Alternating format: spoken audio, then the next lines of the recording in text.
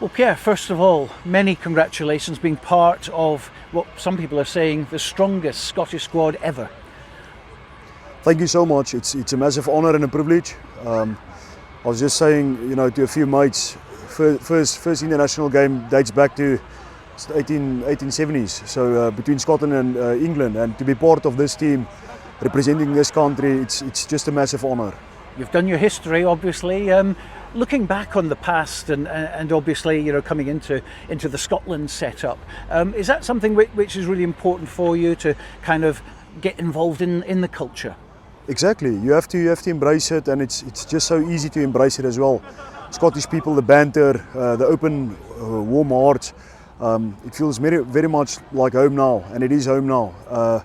Like I said, me and my wife, we bought a house here, we make a life here, we live here now, and past rugby will live here as well. So representing Scotland in a World Cup, it feels we're doing it for our nation, for our people, for our country. And first up against South Africa. Played them before at Murrayfield, and it was under 20s when I represented South Africa. I played my first game against Scotland, and a few of the lads I still play with and played with at Edinburgh. And now the first game for Scotland will be against South Africa if selected in the next World Cup. And that game I scored a try, so maybe I have to score a try the next one. I have to yes, go please. for it. Yes, we'd like that. The fans of Scotland have absolutely taken you to heart, always crying out "Scoo" whenever you touch the ball. That must give you a great feeling. It does. It is a great feeling. It feels like a connection with the fans, and just a lot of credit to them. Especially, we're going to play in France, but whenever that bus on the home test stop at Murrayfield, and you hear all that fans, when you get outside the bus, it just gives you such a buzz and energy. When you touch the ball and make a run, you just want to run through a brick wall for the fans, that enjoys the game as much as you do.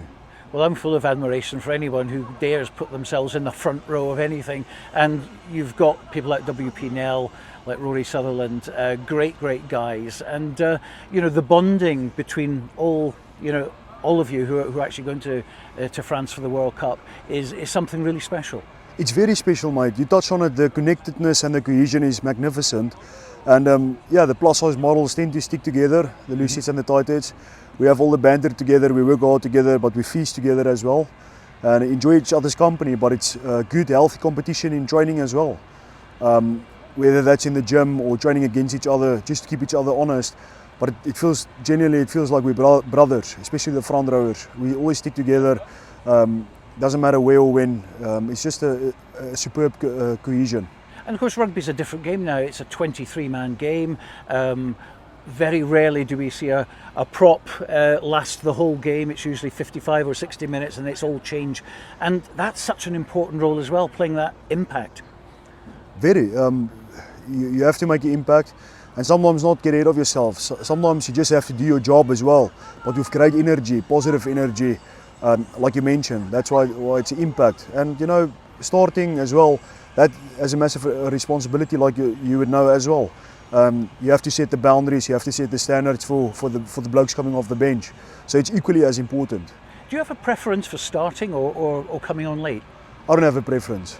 Whatever the coach selects or the team selects. That's the correct answer. Yeah.